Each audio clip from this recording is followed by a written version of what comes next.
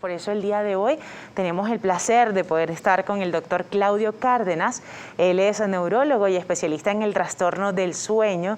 Pues bueno, bienvenido, doctor, qué gusto tenerlo por acá. Le queremos recordar a toda nuestra gente, @EntreNoticiasCB, para que comiencen ya a escribir qué dudas pueden tener con relación a este tema. Bienvenido. Gracias, Génesis. ¿Cómo estás? Gracias a todo tu equipo. Bueno, ahorita hay una epidemia paralela de trastornos del sueño derivado de la pandemia que estamos viviendo ahorita. Entonces es un tema que ha aumentado muchísimo, no solamente en las consultas convencionales médicas, sino también en las consultas de nuestros pacientes online. Entonces, bueno, es un tema que está ahorita muy necesitado por toda la audiencia, así que muchísimas gracias por la invitación. Sí, es así, es que también el hecho de estar tanto tiempo en confinamiento, quizás no realizando las actividades que se quiera, se tiene totalmente un descontrol del sueño. Quizás se dice mucho que hay que controlarse, que hay que ponerse horarios, pero a la hora de la verdad la práctica es totalmente distinta y sé que muchas personas se pueden sentir identificadas. Entonces ya tenemos un horario totalmente cambiado. Entonces en este tipo de situaciones, mire, ya me estoy tomando la melatonina, por decirle en un ejemplo.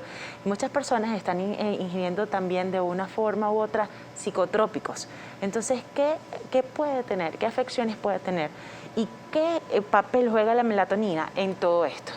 Bueno, la verdad es que ningún medicamento es completamente malo, a menos que esté mal utilizado. Esa es parte del problema. Los neurofármacos, los psicofármacos son medicaciones que, utilizadas adecuadamente, verdaderamente mejoran las condiciones médicas y la calidad de vida de las personas. Entonces, el problema no es el medicamento. Okay. El problema es que se utilizan medicamentos para ciertas personas que no como tal lo requieren. Pasa mucho con algunos ansiolíticos o medicamentos para dormir que vecinos lo comparten con algún vecino o familiar le comenta a algún otro familiar porque yo tomo esto, tú tomas esto. Y entonces ahí el problema. El problema no es como tal el psicofármaco. Ahora, antes de llegar al psicofármaco hay muchísimas cosas que se pueden hacer. La melatonina que tú comentabas verdaderamente va a funcionar bien dependiendo de cómo sea utilizada, porque tampoco es una panacea. Y para ello tenemos que entender de que el sueño es una función cíclica que se cumple en todos los seres vivos y animales cada 25 horas y se sincroniza con distintos elementos de la vida diaria. La luz del sol, la temperatura, la alimentación y lo que llamamos los sincronizadores cognitivos. Eso que tú dices, yo me tengo que parar porque tengo que ir a trabajar a las 7 de la mañana, yo tengo que llegar a la casa a las 5 porque tengo que preparar todo para mañana, yo tengo esos sincronizadores cognitivos, que fueron muchos de los que se perdieron durante la pandemia, igual como la estimulación del sol, han generado este desorden. Entonces, si tienes un desorden del ciclo de sueño, la solución no es un medicamento para el insomnio. No sé si me explico correctamente. Totalmente. Es como crear hábitos nuevamente. Sí, retomarlos, porque muchas veces esos hábitos la gente ni siquiera los había alcanzado desde el punto de vista voluntario, sino que la vida diaria le había establecido un hábito. Y eso, cuando se hace la disrupción de todo eso, la persona, digamos que pierde la sincronización del reloj. Sí, así es. Por eso nos gustaría también, ya que estamos ahondando en este tema, ¿qué son los trastornos de sueño? Porque ¿cómo podemos diferenciarlo de una falta de hábito o un cambio de hábito a un trastorno como tal del sueño? Bueno, lo que ocurre es que los trastornos del sueño engloban muchos tipos. De hecho, inclusive, tú puedes no tener una enfermedad médica, biológica, neurológica o psiquiátrica, y a través de una privación crónica de sueño, a través de que tú por trabajo o por voluntad quieres y te privas de horas de sueño, tú a largo plazo puedes desarrollar un trastorno. Entonces, no necesariamente tiene que ocurrir que haya un problema como tal médico. Hay enfermedades, trastornos del sueño genéticos, como puede ser la narcolepsia, como puede ser la hipersomnia heredofamiliar, pero tú también, si te privas constantemente de sueño, a mediano plazo puedes desarrollar un trastorno. Entre ellos están insomnio, los trastornos respiratorios del dormir, la hipersomnia, que es las personas que tienen que dormir más del tiempo convencional, los trastornos del movimiento durante el sueño. Es un grupo muy variopinto, la parasomnia, los trastornos por pesadillas, entonces depende de la causa. Claro, eso lo vamos a ir incluso desglosando, por eso les hacemos un llamado a todos ustedes que están en casita, acompañándonos, @entrenoticiasgb. Doctor, los diagnósticos, ¿cómo se diagnostican los trastornos de sueño? Y sobre todo ahora que estamos en pandemia y quizás está el miedo de ir a la consulta, ¿cómo lo podemos manejar? Los trastornos del sueño son una condición médica y por lo tanto se diagnostican en una consulta médica. No existe un examen que te permita determinar absolutamente todo, porque inclusive los estudios de sueño que nosotros hacemos tienen que tener indicaciones para que tú encuentres lo que sabes que estás buscando. Entonces, ahorita, en base a las modalidades que estamos trabajando, tenemos la consulta presencial con las medidas que se tienen que tomar, y también puede uno hacer una primera aproximación con una consulta online, porque la verdad es que no hay un examen que uno pueda irse a sacar la sangre o que me pueda hacer tal resonancia y decirte usted tiene esto. La verdad es que es una consulta médica como cualquiera. Así es. ¿Cuál puede ser ese proceso? Posteriormente vamos a estar desglosando esos trastornos de sueño que pueden irse presentando, claro, como bien les comentaba. Pero este tipo, ¿es un mito, es una realidad que algunos medicamentos tienden, sobre todo cuando se trata del sueño, tienden a crear adicciones? Sí, bueno, el ser humano potencialmente puede hacerse adicto a cualquier cosa, ¿ok? O sea, no solamente estamos hablando de medicación. Una persona puede hacerse adicta al ejercicio, por decirte algún ejemplo, o puede hacerse adicta a algún tipo de conducta o sustancia. Entonces, volvemos a que el problema no es el fármaco, sino muchas veces cómo es utilizado. Nosotros indicamos medicación para poder dormir en algunos pacientes, pero el trabajo que se hace en la identificación del insomnio tiene un abordaje no farmacológico, es decir, que después de un periodo de tiempo uno va retirando los fármacos, la persona cumple algún tipo de terapia cognitivo-conductual, terapia de control de estímulos, algunos tipos, para que al año pueda estar durmiendo sin medicación.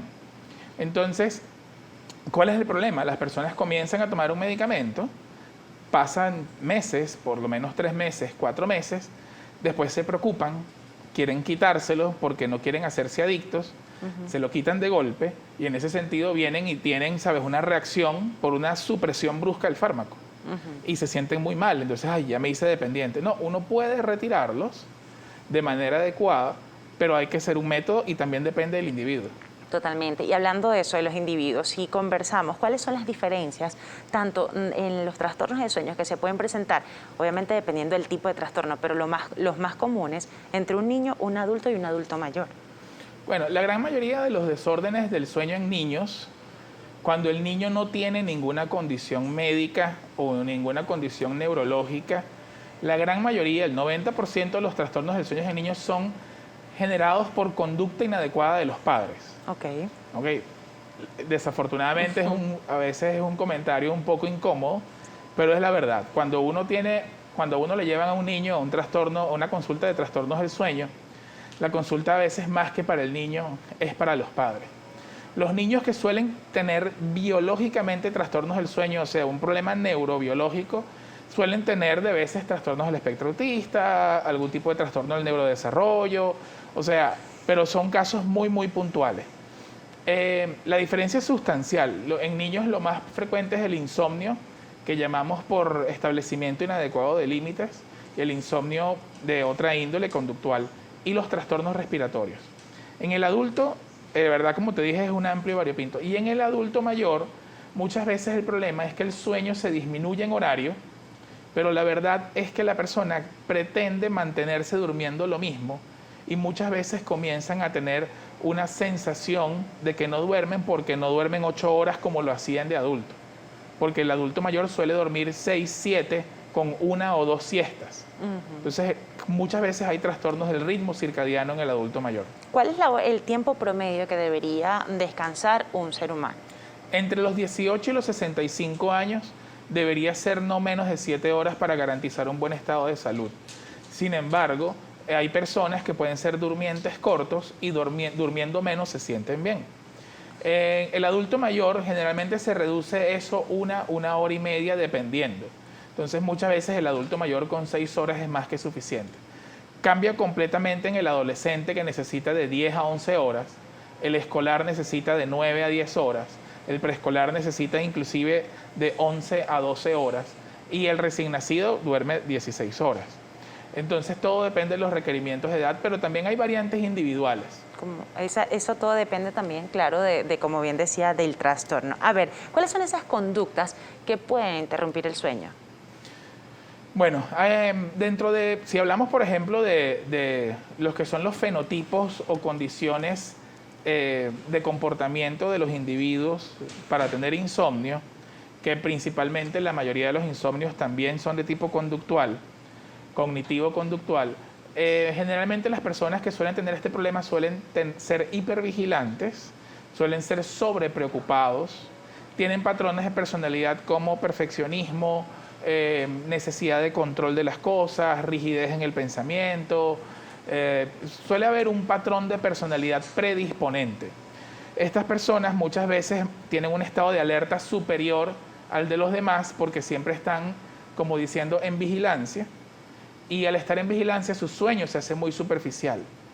Las personas que también tienen ideas obsesivas buscan perfeccionismo al momento del dormir y al no alcanzarlo muchas veces esto se les interrumpe. Como puede ser tengo que dormir sin nada de ruido, tengo que dormir absolutamente oscuro, no puedo tener ninguna luz de ningún dispositivo, televisor, decodificador cerca, la persona que está a mi lado tiene que no emitir ningún ruido, y cuando ocurre esas ideas que verdaderamente no son completamente ciertas, es lo que llamamos distorsión cognitiva, la persona si no alcanza esa perfección no puede dormir, lo que hace que verdaderamente el sueño sea de muy mala calidad. Totalmente. A ver, existe algo que sucede muy a menudo. Cuando un ser humano, cuando una persona, por ejemplo, está cansado porque no ha dormido o quizás no ha tenido un sueño reparador, entonces pasa un tiempo prudencial y de repente ya hay si se levantan a las 4 de la mañana o 3 de la mañana, ya a las 6 de la tarde están obviamente con una fatiga y tienen cansancio, pero se aguantan para llegar a la noche, entonces ya después se despabilan y crea el insomnio. Vamos a decir, posponer el descanso. ¿Por qué ocurre este suceso? La verdad es que el que tú no intentes dormir a una hora nocturna, como somos los seres humanos, no está mal. O sea, es un buen intento. El problema tiene que ver un poquito más allá, porque cuando uno no puede dormir, no es que le falte sueño, es que muchas veces le sobra vigilancia. ¿Ok? Entonces, dependiendo de las conductas, de las actividades que las personas desarrollen durante el día, es que muchas veces va a ser la calidad de la noche. El cerebro va a responder mucho en base a las instrucciones que tú le gires. Si tú estás constantemente hiperestimulado durante el día, así hayas dormido muy mal en la noche anterior, si tienes cosas pendientes por hacer, si tú no proteges tu ambiente de sueño para que verdaderamente tu habitación no sea una sucursal de la oficina, si tú no haces los ajustes adecuados para que el sueño sea un poquito más conductual, perfectamente puedes no dormir y la gente puede hacer lo que llamamos microsueños, que sienten que no duermen nada, se acuestan, duermen un par de minutos, se despiertan y se acuestan y en eso andan. Todo depende mucho de la calidad de la actividad mental durante el día, durante el estado de vigilia. Una persona que no descanse bien durante cierto tiempo, por decirle, pasan más de 4 días sin dormir, porque resulta que es que no conseguí quizás el fármaco que me habían recetado. Este tipo de cosas puede traer consecuencias. ¿Y cuáles son las consecuencias fuertes de una persona que realmente tiene días, incluso hasta semanas? He llegado a conocer de algunos casos que estuve leyendo sin dormir. En este caso, ¿qué sucedería? Bueno, primero que verdaderamente la persona puede sentir que no durmió absolutamente nada, pero eso no es completamente cierto, ¿ok? Es decir, cíclicamente el cerebro, inclusive cuando tú estás acostado, puede tener algunos tipos de estadios de microsueños. Lo que pasa es que el sueño es de tan mala calidad que la persona percibe que no duerme absolutamente nada. Ahora, una persona que no te duerma 3, 4, 5 días puede sentirse verdaderamente mal. Se va a sentir desesperada, angustiada, pero realmente decirte que por no dormir 3 o 4 días va a haber un daño cerebral o corporal irreversible, eso no está descrito. Eso es falso, ¿ok? Y es importante que tu audiencia lo sepa, porque muchas personas, con el elemento de pensar de que el no dormir les va a generar un daño irreversible en su cuerpo, ¿ok? Comienzan a tener más angustia y el insomnio se empeora. ¿Okay? Totalmente. No hay evidencia científica de que verdaderamente el ser humano tenga un daño irreparable sin dormir absolutamente nada. Se tienen casos de privación de sueño de 11, 12 días y hay a veces cambios como agitación, alucinaciones y entre otras cosas. Pero la verdad es que no es algo que vaya a generar un daño irreparable. A muy largo plazo sí puede haber consecuencias, pero estamos hablando de años. Doctor, hablamos anteriormente de cuáles son los tipos de trastorno del sueño, qué pasa cuando las personas tienen ciertas edades y ahora vamos a hablar de algo que está sucediendo, que hablábamos anteriormente antes de salir al aire. ¿Qué es lo que está pasando con los jóvenes? Que sé que es un dolor de cabeza para muchos padres y representantes en ciertas edades. Mañana no tengo clase, entonces usted ve, es muy común, se acuestan 3, 4 de la mañana y pasan todo el día durmiendo y otra vez en la noche están activos. Sí. Tienen el jet lag, vamos a decirlo de esa forma. En este tipo de casos, en pandemia, ¿cómo ha sido esa mutación del sueño y sobre todo para las personas? Bueno, fíjate, sí, es muy prevalente. De hecho, ahorita dentro de los trastornos del sueño hay un grupo que se llama los desórdenes de la relación sueño-vigilia y del ritmo circadiano. Es cuando los individuos comienzan a tener un ciclo de sueño distinto al ciclo convencional del humano. Como te decía, el sueño es animal. Los humanos somos animales desde el punto de vista de que, y somos animales diurnos, nosotros dormimos de noche y estamos despiertos de día. Cualquier cosa que esté por fuera de ese ciclaje se llama un desorden del ritmo circadiano. Entonces, ¿qué está ocurriendo con los adolescentes? Ellos están progresivamente, por la encerrona, progresivamente están durmiéndose más tarde, ¿ok? Cuando les toca clases al día siguiente se privan de sueño, es decir, se paran a las 7 porque tienen clase a las 9 y tienen que entregar una tarea y se acostaron a las 3. Entonces terminan las clases, hacen las actividades, todo lo que tienen que hacer, de repente duermen un rato en la tarde y después se quedan despiertos y se ponen a jugar computadora y le dan las 3 de la mañana. Eso se llama trastorno de fase retrasada de sueño. O sea, la hora de conciliación de sueño de un adolescente, que perfectamente podría ser a las 9, 10, 11 de la noche, pasa a ser a las 2, 3 de la mañana y el horario del despertar, por supuesto, se prolonga. Aquí la persona no es que duerme mal, es que duerme fuera del rango. Totalmente. Y genera una disrupción con el día a día. Y eso también está pasando en muchos adultos, sobre todo adultos jóvenes más que adultos cercanos a los 60. Y es que la misma pandemia ha hecho que disminuya la percepción de luz solar.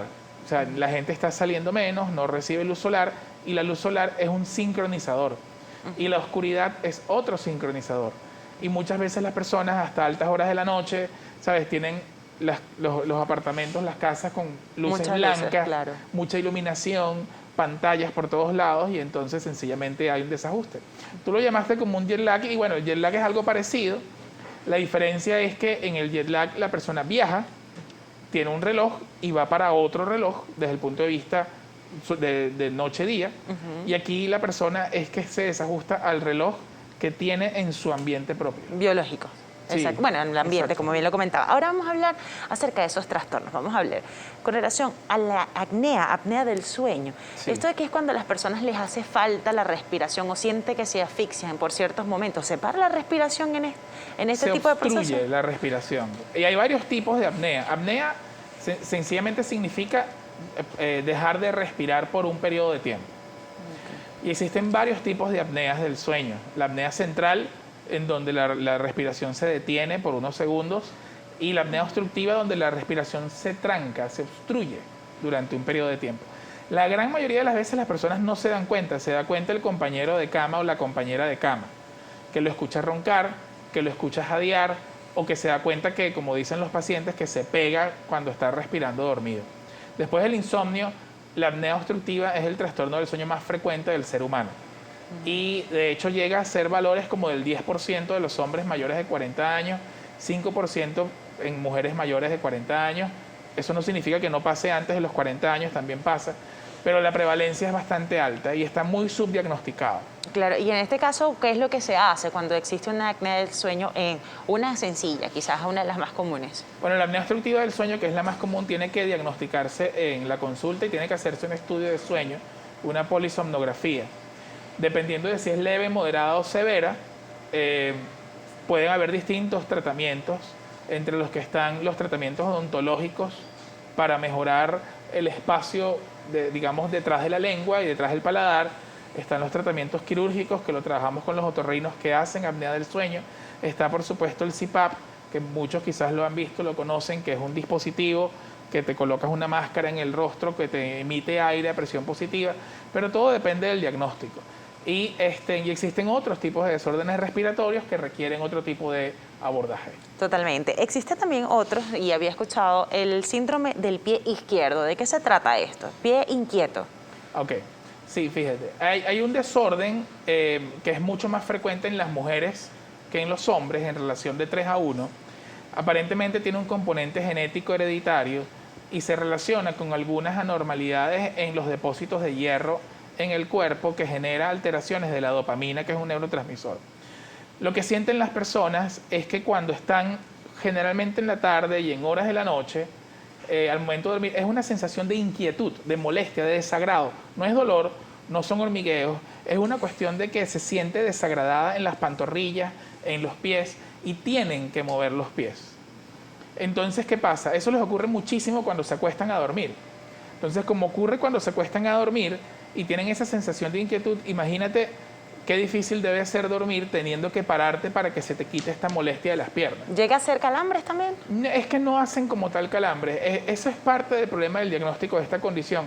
Entra dentro del grupo de los trastornos del movimiento relacionados al sueño. Y es que no hay una sensación de dolor, no hay una sensación de calambre.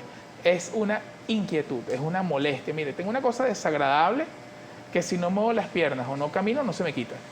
Entonces eso afecta muchísimo y tiene tratamiento farmacológico. Uno medica esto, se diagnostica con clínica y se hace un estudio de sueño, se colocan unos electrodos en las piernas y se ve con qué frecuencia mueven las personas las piernas en la noche y calculamos un índice que se llama el índice de movimiento periódico, a ver si además de piernas inquietas hay movimientos durante la noche. Claro. ¿Existe otro tipo de trastornos que sean entre los más comunes? Bueno, el insomnio es el más común de todos, ¿ok?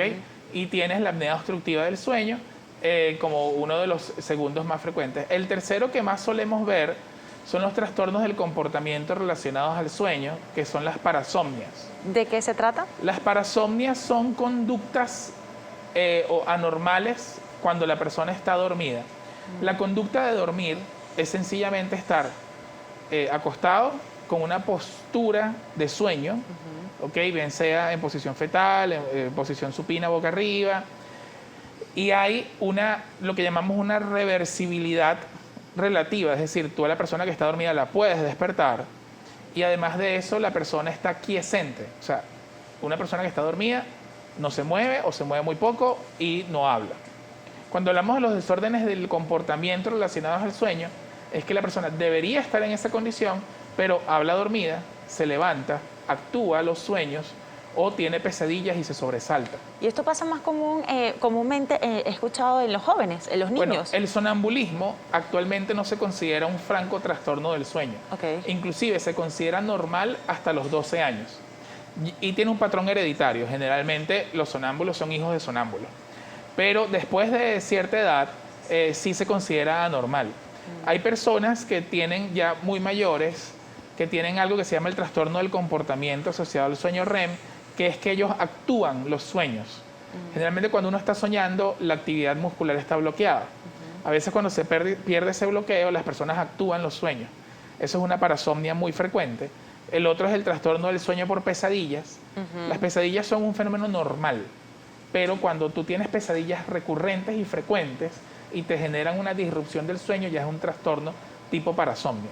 Son bastante frecuentes, se ven mucho en el trastorno de estrés postraumático y ha habido un repunte importantísimo de pesadillas en la pandemia. Sí, y eso se bastante. debe quizás a que el cuerpo no está tan activo, podríamos. No, tiene que ver más con cuando tú a la gente le generas una contención en la movilidad. le retiras lo que llamamos los mecanismos de supervivencia emocional. Le quitas sus ejercicios, le quitas su gimnasio, le quitas la ida al cine, le quitas la salida a comer, le quitas el paseo, le quitas de todo. Entonces la actividad cognitiva cerebral aumenta. Entonces aumenta muchísimo la sobrepreocupación y hay un aumento de la actividad cognitiva, y durante la noche los sueños aumentan mucho, se hacen sueños muy vívidos y han aumentado mucho las pesadillas potenciadas, porque para muchas personas también la pandemia ha sido un trastorno postraumático, porque se le ha enfermado familiares, han perdido familiares. Totalmente. Y entonces eso ha hecho que se potencien mucho los trastornos del sueño por pesadilla. Sí, doctor, por ejemplo, las personas, usted bien comentaba hace ratito, que hablan dormidos. ¿Eso también podríamos decirlo que es un trastorno del sueño? La somniloquia o hablar durante el sueño también puede ser, es una variante del sonambulismo que puede ser normal hasta cierta edad. Cuando el hablar dormido involucra actividades violentas, gritos y demás, es muy probable que sea más una parasomnia. Okay. Y también hay que tomar en cuenta que a veces pueden haber en algunas personas lo que llamamos la epilepsia relacionada al sueño, que son personas que tienen crisis que llamamos hipermotoras de mucho movimiento, que hablan mucho cuando están dormidas. Entonces, mira, depende del diagnóstico y depende de los antecedentes, hay que revisar. Eso puede exactamente, los antecedentes quiere decir que pueden ser hereditarios, como bien lo comentaba. Algunas cosas, la narcolepsia, la hipersomnia se hereda, algunas epilepsias infantiles son hereditarias cuando están relacionadas al sueño. Hay algo de genética de insomnio. Se sabe de que hijos de padres insomnes suelen tener más insomnio que los hijos de padres no insomnes. Y hay otras condiciones también que tienen condiciones genéticas. Pero hay elementos que no tienen nada de comportamiento genético. Entonces todo depende del desorden. Doctor, hablamos anteriormente a veces qué cosas pueden suceder. Sin embargo, antes de comenzar la ronda de preguntas de nuestras personas, la gente que está conectada con nosotros, ¿qué factor o qué papel juega la melatonina con el sueño? La melatonina es una sustancia hormonal que se libera en una estructura del cerebro que se llama la glándula pineal. Esta glándula pineal recibe información de los ojos y de otras estructuras del cuerpo que le dicen cuándo hay luz y cuándo no hay luz. ¿Okay? No en vano muchos antiguamente lo llamaban el tercer ojo. El cerebro no tiene la capacidad de saber si es de noche o es de día. Él lo recibe a través de los ojos, a través de la estimulación luminosa. Se manda una señal a la glándula pineal y le dice es de día, ella no libera melatonina. Okay. Y cuando comienza a disminuir la intensidad luminosa y comienza a aparecer la noche, se comienzan a mandar esas señales de que hay menos luz y ella comienza a liberar melatonina. La melatonina tiene un pico de descarga para facilitar la inducción del sueño y después una base para su mantenimiento.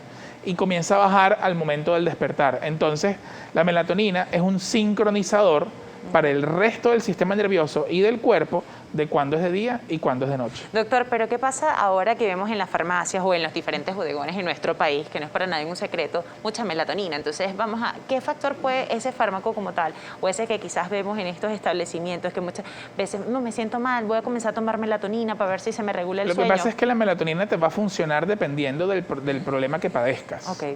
Okay, la melatonina como tal se utiliza en la regulación del ritmo circadiano y de los relojes biológicos, y también se utiliza en el tratamiento del trastorno del comportamiento asociado al sueño REM. Sirve también para la inducción del sueño, muchas veces para algunos estudios especiales y en niños, pero la melatonina no suele ser el mejor tratamiento para el insomnio. Okay, por ejemplo, y se vende muchísimo es por insomnio, y la gran mayoría de las veces en el insomnio no hay alteraciones del reloj biológico. Por lo tanto, muchas veces la persona duerme bien unos días porque se siente calmada, porque está tomando algo para dormir, disminuye el nivel de alerta, pero ya después a los días no funciona. Y también depende de la calidad de la melatonina que consumas, porque la melatonina se absorbe bastante bien, pero también hay muchísimas marcas que, como es un medicamento naturópata, no tiene como tal una regulación estándar de cuánto porcentaje se libera en sangre. Entonces hay melatoninas muy buenas de ciertas casas y hay melatoninas muy malas de otras casas, y a veces es muy difícil definir exactamente cuál es la mejor para uno. Claro, se juega con insomnio, melatonina, te ayuda y listo. Sí. Doctor, también nos gustaría conocer, porque hay algo que siempre les pasa a las abuelas o a las personas: usted no puede dormir, tómese una infusión. Las infusiones, ¿qué papel juegan las infusiones dentro de la falta de sueño? No, las infusiones pueden funcionar muy bien, las infusiones de valeriana, de pasiflora, de malesia, de tilo, la verdad es que no hay ningún problema. Lo que no puedes pensar es de que la infusión va a tratar tu problema de sueño. Todos hemos tenido una mala noche de sueño. A veces todos tenemos un día agitado. Si te tomas un té de infusión de algo que tenga valeriana o algo por el estilo, mira, no va a pasar nada malo. Si existe un estado de preocupación excesiva y de sobrevigilancia, y tú te puedes tomar, ¿sabes?, un té somnífero de lo que quieras y no vas a dormir. O sea, al final el tratamiento y el abordaje es de un montón de factores. O sea, no va a haber una infusión mágica, no va a haber una sustancia que te va a hacer dormir de golpe. O sea, hay que analizar tu higiene de sueño, cómo la estás tratando, qué estás haciendo con tu sueño, con tu día a día, la luz que recibes durante la noche. O sea, hay varios factores que hay que revisar. Y aparte también me imagino que la forma de ser de cada persona, porque hay personas que son muy activas y quizás quedan con esa pensadera en la noche que no los deja conciliar el sueño. Aquí tenemos algunos mensajitos de nuestra gente y dice, Katina Gómez, dice, buenos días, antes estaba acostumbrada a dormir 6 horas, muy bien, pero por las cosas del trabajo reduje mi hora de sueño por una semana, ahora estoy tomando siestas de 6 horas, siestas y las 6 horas habituales, pero me siento igual de cansada. ¿Qué hago? Era lo que comentaba al principio, doctor. Sueño es 3 factores: duración, profundidad y continuidad. Es decir, no solamente es cuestión del tiempo, sino que el sueño sea lo suficientemente profundo y reparador y que además de eso no se fragmente. Habría que revisar qué tan hiperactiva se duerme esta persona, porque de repente esas 6 horas son muy superficiales, no genera un estado de reparación. Y es importante también considerar de que debería alejar sus horas de sueño de las horas laborales, en la medida de lo posible. Y ahorita eso está muy difícil. La gente muchas veces convirtió su habitación de dormir en una oficina. Totalmente, no se separan los espacios. Tenemos a Leida Yasmín, buenos días. En mi caso, me duermo fácil, pero me despierto cada 2 horas. ¿Cómo hago para dormir corrido? ¿Es necesario tomar algún medicamento? Ahí habría que ver cuál es la causa. Principalmente el insomnio de despertar temprano, donde la persona se duerme sin problemas y se despierta. Las 3 causas principales suelen ser apnea obstructiva del sueño, problemas respiratorios al dormir, los estados depresivos generan insomnio de despertar temprano, y también el síndrome de movimiento periódico de piernas, que es un trastorno de movimiento durante el sueño. La verdad es que hay que identificar qué es lo que está pasando para poderlo tratar adecuadamente. Eso es importante. Aquí tenemos a Duy Julia. Dice, buenos días, excelente programa. La melatonina ayuda a conciliar el sueño, lo hablábamos anteriormente, pero ¿por cuánto tiempo se puede tomar? Gracias. Bueno, la verdad es que la melatonina se puede tomar durante largos periodos de tiempo y no debería causar mayor problema. El detalle está en que verdaderamente está indicada para lo que necesitas. Si hay un trastorno del reloj biológico, se puede utilizar un tiempo indefinido. Si estamos hablando de insomnio y tú ves que tomándola durante 3 semanas verdaderamente no hay mejoría, difícilmente va a mejorar después. Y debería procurarse que no sea más de 3 meses. Totalmente. Aquí tenemos también, buenos días, tengo problemas para dormir con la televisión prendida. Necesito preguntarle al doctor si es bueno o malo dormir con el televisor prendido. Este es K. Alejandra. Muchas personas tienen esta costumbre. Sí, claro, eso es lo que nosotros llamamos una asociación inadecuada. Es decir, para poder dejar de pensar y poder, digamos, distraer la mente y poder disminuir el nivel de vigilancia, muchas personas utilizan métodos externos. Entre esos métodos externos está la música, está ciertos elementos, pero para muchos está la televisión. La verdad es que si tú pones que la televisión se apague con un sleep en 30 minutos y la utilizas para dormir, no pasa nada. El problema va a ser cuando tú no tengas esa asociación para dormir. Es por eso que los que atendemos a las personas con trastornos del sueño preferimos las asociaciones que no sean dependientes de elementos externos.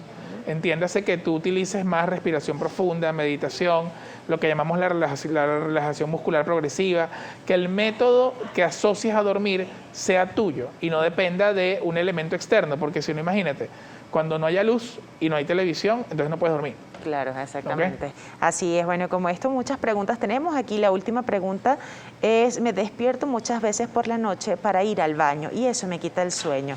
En este tipo de casos, y menos ingesta de líquidos. Nicturia, no. La nicturia, dependiendo de la edad y la persona, las principales causas de nicturia son la apnea obstructiva del sueño. El tener apnea obstructiva del sueño genera un aumento de la liberación, de la generación de orina y las personas comienzan a orinar 2 a 3 veces por noche.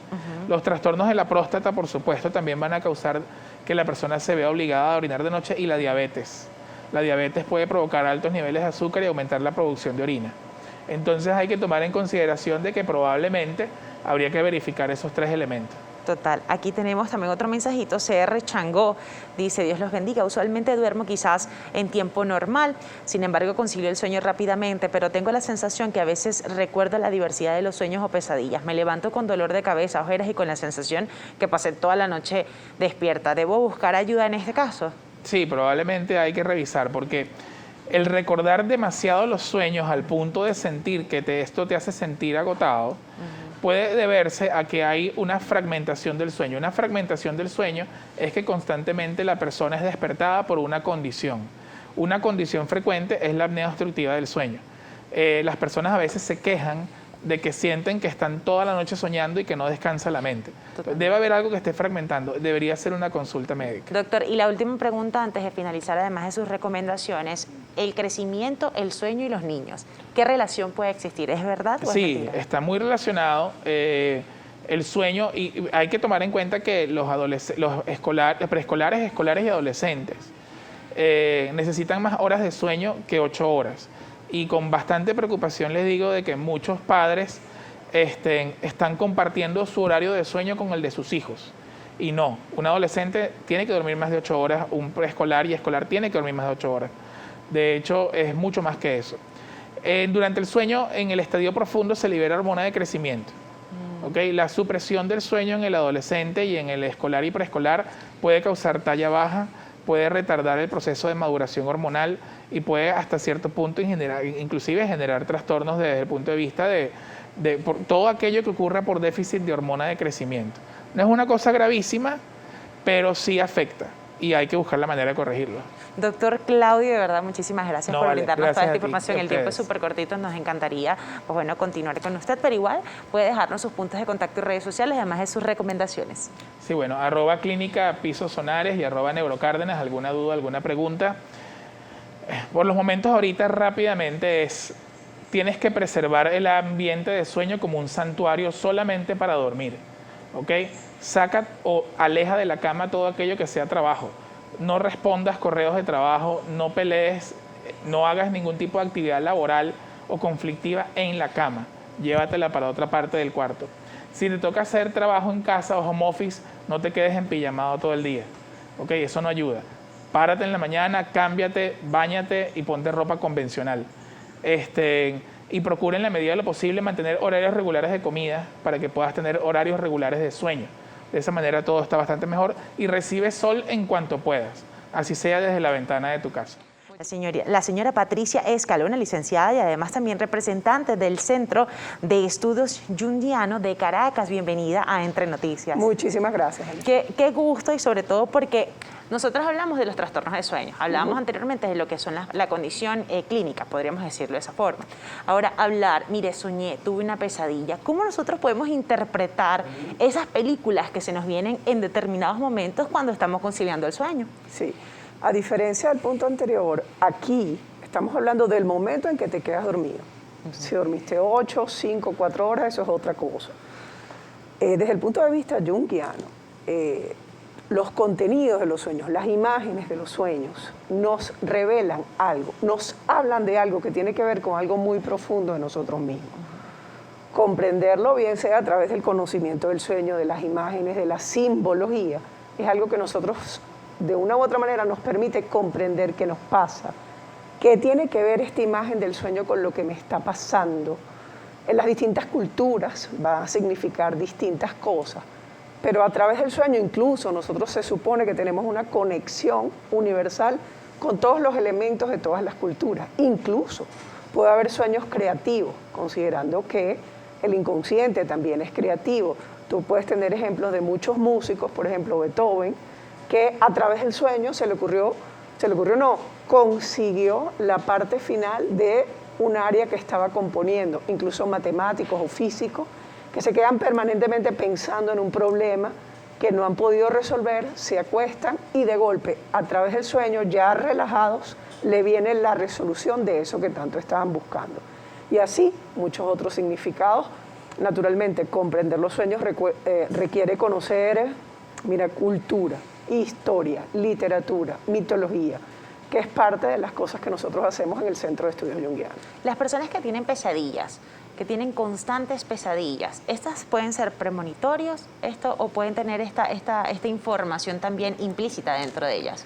Ahí hay que separar, porque lo que nosotros decimos del sueño premonitorio es que tú sabes que fue premonitorio cuando ya ocurrió. Sucede. Ahí te das cuenta, cónchale, Claro. eso fue lo que yo soñé aquella vez. Las pesadillas pueden tener que ver bien con traumas o pueden tener que ver con algo que tiene que ver contigo en este momento y te puede estar dando una advertencia, o puede tener que ver con la elaboración de una realidad dificultosa. ¿Cuántas veces no tenemos un caraqueño? Oye, soñé que me asaltaron. Naturalmente, eso tiene otras connotaciones, pero también tiene que ver con una realidad que él está viviendo. Aquí hay una cosa muy importante.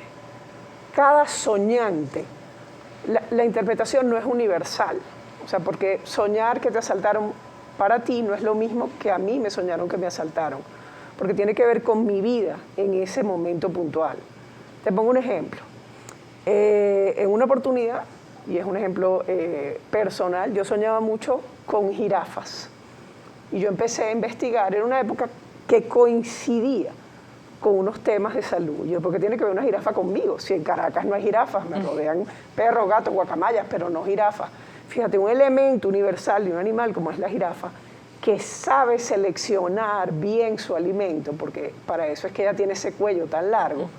Pero yo me tuve que meter a investigar este animalito y decir, oye, pareciera que este sueño me está diciendo que yo tengo que procurar cuidar de mi alimentación. Y así fue.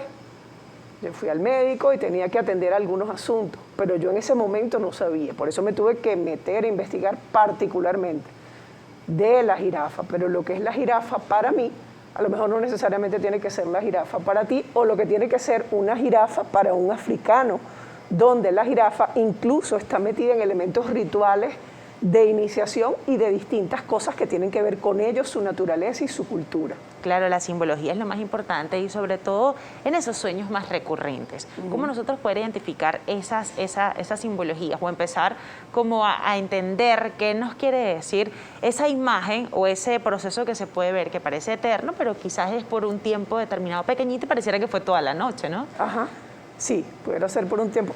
Tú me estás preguntando por los sueños recurrentes. Sí, exactamente. Okay. Naturalmente tiene que ver con un problema que está permanentemente en la persona. A veces tiene que ver con secretos de familia, por ejemplo, cosas que no han sido develadas y las personas sueñan permanentemente con un tema o sueñan permanentemente con un objeto, y eso puede estar vinculado a un contenido.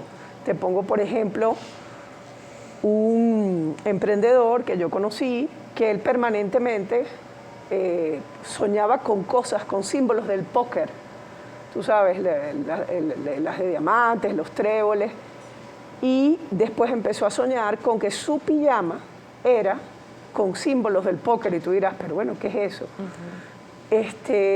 Tú se lo dejas a la persona y que la persona lo investigue, que tiene que ver eso contigo, con las cosas que tú estás haciendo. Yo le pregunté, ¿tú tienes pijamas de póker? No, yo de hecho, verme en franela blanca y boxer, pero eso es lo que él estaba soñando. En un momento determinado él se dio cuenta que en sus emprendimientos él estaba jugando mucho con la suerte. Él estaba como muy confiado de cosas que no debía hacer. Y fíjate ese sueño tan sencillo, era una advertencia, porque él me dijo, ya encontré qué es lo que quiere decir esa pijama. Que no me duerma sobre lo que yo creo que es mi suerte, que no me confíe. Porque el póker, me decía él, es un juego de suerte, es un juego naturalmente, donde estratégico, pero es un juego de suerte. Y él sintió, fíjate que lo importante es lo que sienta la persona, ni siquiera lo que pueda decir un terapeuta o un analista, sino a la conclusión que llega la persona. Porque al final el sueño es tuyo. Y los símbolos de póker en él no son los mismos que los símbolos de póker en ti. Como bien decía de la jirafa o cualquier otro elemento. Exactamente. Ya cuando un sueño se presenta de manera, o sea, la persona tiene el mismo sueño en varias oportunidades. Puede ser algo vivido, puede ser el subconsciente. ¿Qué es lo que está sucediendo en ese punto? Mira, nosotros los junguianos partimos del principio de que hay dentro de la estructura psíquica hay un inconsciente, ¿ok? Hay un lenguaje que es el que manejamos tú y yo, que es el lenguaje consciente que tiene una lógica. En el inconsciente, que es una parte de la estructura de la psique, ocurren cosas que nosotros no sabemos que están ocurriendo. Nosotros estamos aquí tú y yo y en nuestro inconsciente está pasando cosas que nosotros no nos damos cuenta, porque eso está en otro lugar donde nosotros no miramos usualmente. Y el sueño es una oportunidad para mirar eso que no estamos viendo en la conciencia. Y es allí donde nosotros debemos empezar a trabajar con esa imagen. Es un lenguaje diferente, porque tú puedes soñar con una vaca que está volando o con un gato que habla. No tiene lógica, no tiene censura incluso. Puedes soñar cualquier cosa que a lo mejor en la vida cotidiana te parezca un horror. Ay, Dios mío, soñé que me estaba besando con mi jefe. Eso no es ni moralmente incorrecto, eso está ocurriendo cuando tú estás dormido. Lo que tú tienes que ver es, oye, mi jefe, ¿qué significa para mí mi jefe? Bueno, mi jefe para mí es una figura de autoridad, es un hombre que yo respeto, es un hombre culto. Hasta quisiera ser como él. Yo no sé qué hacía yo soñando con mi jefe. Bueno, resulta que a lo mejor este sueño te está diciendo, oye, mira, compenétrate con él para que aprendas de él, por ponerte una posible hipótesis. Pueden salir 1000 cosas. O sea, pues, una amiga te puede decir, ay, eso es que te gusta tu jefe. Bueno, a lo mejor, pero también puede ser que él tenga cosas que tú necesites incorporar a tu vida cotidiana. Y ese beso simplemente es un símbolo de compenetración con esa persona, porque al fin y al cabo un beso es una manera de compenetrarse. Es el subconsciente hablando del inconsciente. Es el subconsciente hablando de símbolos que no son tan fáciles de interpretar porque no obedecen a las leyes y a las reglas del lenguaje común, del lenguaje cotidiano. Por eso es que hay que atender y no tomárselo ni con alarma ni tampoco con censura. Así es. ¿Cómo puede ser esa relación entre los sueños y el estrés? Porque muchas veces estamos viendo una situación y se refleja directamente a los sueños. Mira, pasa comúnmente con un tipo de sueños que se llaman sueños complementarios. Y tú tienes con mucha frecuencia personas que te dicen, oye, soñé que estuve facturando toda la noche.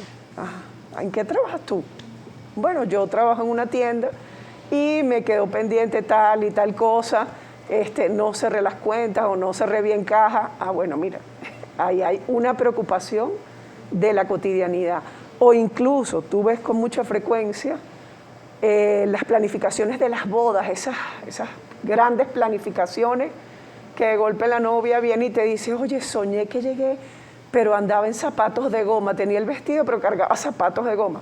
Ahí hay muchas otras connotaciones y pudiéramos hablar, bueno, ¿por qué estaría tú en zapatos de goma? ¿Qué son para ti los zapatos de goma? Bueno, para mí los zapatos de goma es una manera de relajarse, de caminar cómodo. Ah, bueno, tenemos que revisar entonces un poquito ese estrés que te está acarreando la boda, no hay como que bajarle 2, ¿sí? Por decírtelo de una manera. Y también naturalmente refleja, bueno, que ella quiere que todo esté bien, que todo esté planificado, que todo esté correcto y que nada quede de una u otra manera fuera del lugar, porque los zapatos de goma en una persona que va vestida de novia y que no la planificó así, bueno, representa algo que está fuera del lugar. Cuando hablamos de los arquetipos, ¿qué significan los arquetipos? Wow. Los arquetipos son representaciones e imágenes universales, ¿ok? Puede pertenecer a la historia universal y nos pudiéramos poner a hablar infinitamente de religiones o nos pudiéramos hablar de mitología.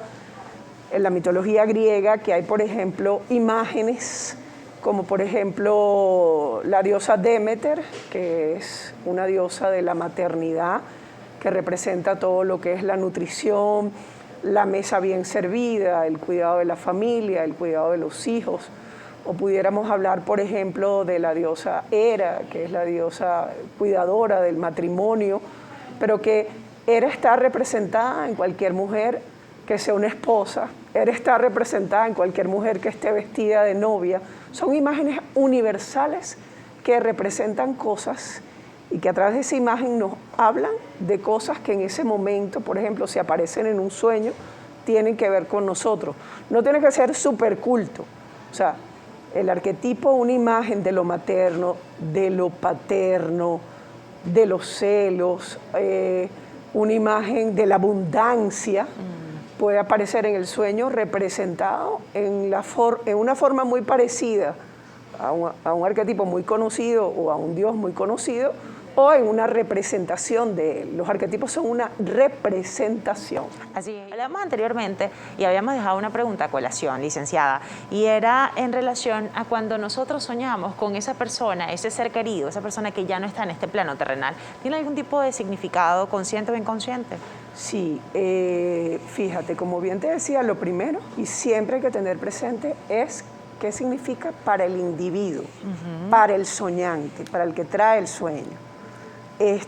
Puede ser una persona muy importante como tu mamá o como tu papá, o a lo mejor una persona a la que tú no veías casi y que ya no está aquí.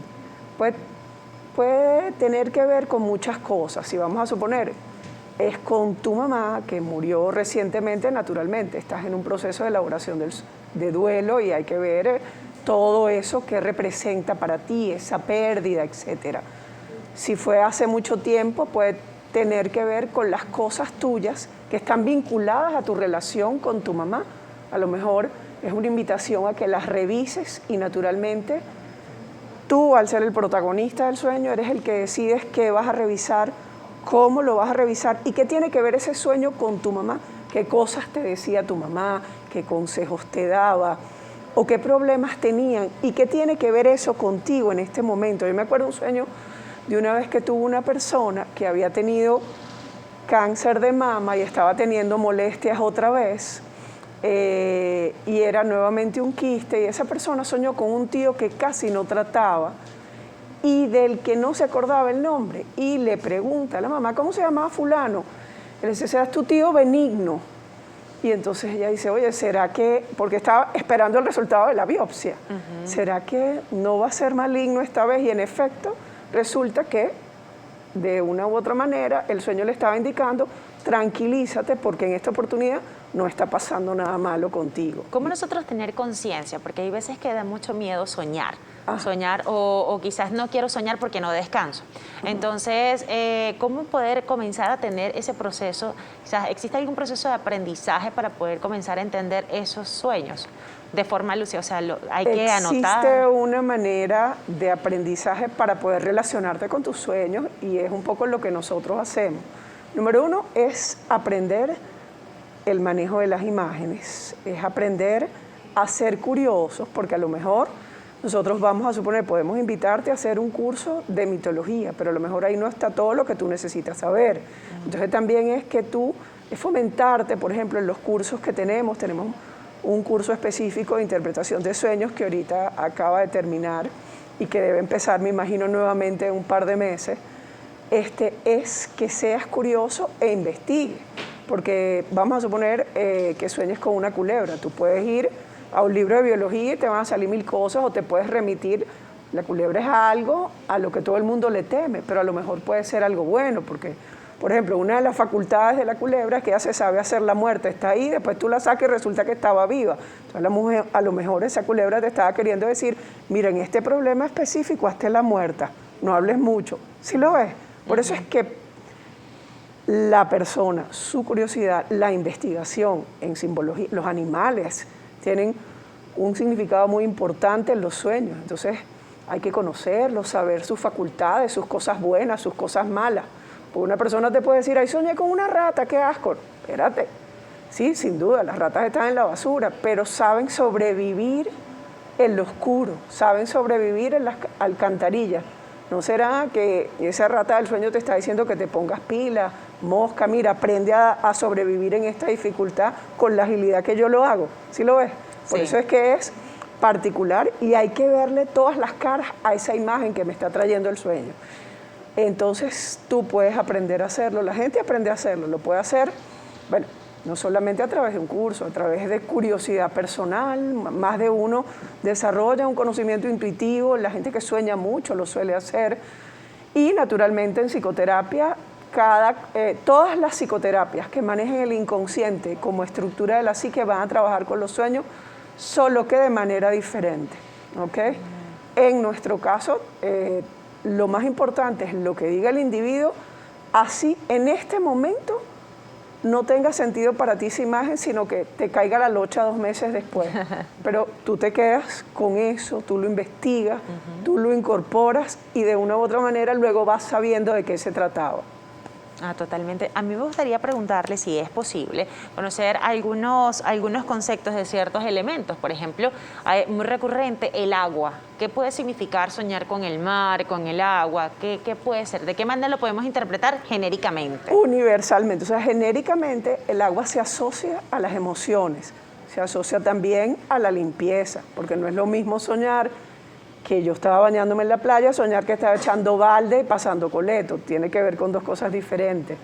El agua en general se asocia a lo materno, aguas turbulentas o aguas que vienen en contracorriente pudiera tener que ver con dificultades con la madre, pero eso es un sentido universal. No lo puedes decir, bueno, soñé con un agua que estaba nadando contracorriente, esa dificultad con mi mamá. No. Vamos a ver, vamos a analizar cómo era esa agua, dónde era esa agua. A lo mejor esa agua tiene que ver más bien con el lugar a donde estaba, pero el agua en general se asocia a lo materno y a las emociones. Si hablamos, por ejemplo, de las escaleras, hay personas que siempre sueñan con relación a las escaleras. Las escaleras tienen que ver con muchas cosas y depende de cómo sean esas escaleras. Pues no es lo mismo una escalera que era larguísima hacia arriba, o una escalera corta, o una escalera más bien hacia abajo, porque hacia arriba pudiéramos estar hablando de búsqueda de conciencia, de búsqueda de iluminación, todo lo que está hacia arriba, el sol, Dios, lo divino, lo espiritual. Hacia abajo más bien es hacia el inconsciente, hacia la búsqueda de lo oscuro, no porque sea malo, sino porque hay cosas que a lo mejor que yo no estoy viendo, que tengo que ir a buscar o que tengo que ir a entender. Pero las escaleras en general, además, estaba la escalera allí, es diferente a yo estaba subiendo la escalera, o sea, yo estaba en movimiento. Totalmente. Porque una escalera como tal es un instrumento. Pues, a lo mejor va un carpintero y te sueña con una escalera. Bueno, imagínate, le faltaba la escalera porque necesitaba arreglar un mueble. Bueno, soñó con una preocupación que tuvo todo el día. Y ahí ya no estamos hablando quizás de algo premonitorio o arquetipo, sino también de un sueño con estrés por esa angustia que tiene el trabajo. Por estrés, por una preocupación de la cotidianidad. Por eso es que es muy importante el protagonista aquí. Siempre la clave es el soñante. ¿Quién está soñando? ¿Qué situación ¿A qué se dedica el que está soñando? ¿Qué preocupaciones tiene en este momento el que está soñando? O incluso, ¿qué cosas trae de telón de fondo? ¿Qué cosas trae del pasado el que está soñando? Cuando una persona tiene un accidente y sueña y se despierta de repente, y tuvo un accidente y estaba en el carro y resulta que en ese tipo de casos es que hay que tener cuidado o es que hay algún significado en general. Hay personas que no le van a hacer caso. Yo conocí una vez una persona que le pasó eso, además le pasó despertándose en un momento en que la esposa se iba de viaje, y lo primero que hizo fue llamarle, le dijo, nos acabamos de quedar accidentados. Había una conexión allí, esposo, esposa, inconsciente, porque fíjate que lo primero que él hizo fue llamarla. Y entonces fíjate, él le hizo caso al contenido de lo que estaba soñando, pero estábamos hablando de que el protagonista hizo una interpretación literal de algo que soñó y resulta que sí estaba pasando. Era un hecho real. Era un hecho real. Yo pudiera decir, bueno, es la conexión profunda que tiene con la esposa. Pero no necesariamente a otra persona tiene que ser así. Puede ser por el rememorar un accidente pasado y entonces ahí tú tendrías que ver, bueno, ¿por qué estás rememorando ese accidente que estaba pasando en aquel momento y qué tiene que ver eso con ahora? ¿Qué significa el vehículo para ti? Entonces resulta que estoy perdiendo qué amor. ¿Con quién estabas tú cuando tuviste ese accidente? Claro. Ah, caramba, estaba con fulana, que fue una novia con la que terminé, por ponerte un ejemplo. ¿Okay? Por eso es que hay que ver, y tú acabas de decir algo importante, todo lo del sueño, hasta incluso en qué carro iban. ¿Okay? Pues no es lo mismo en un carro viejo que en un carro nuevo, o no es lo mismo en una bicicleta que en el metro.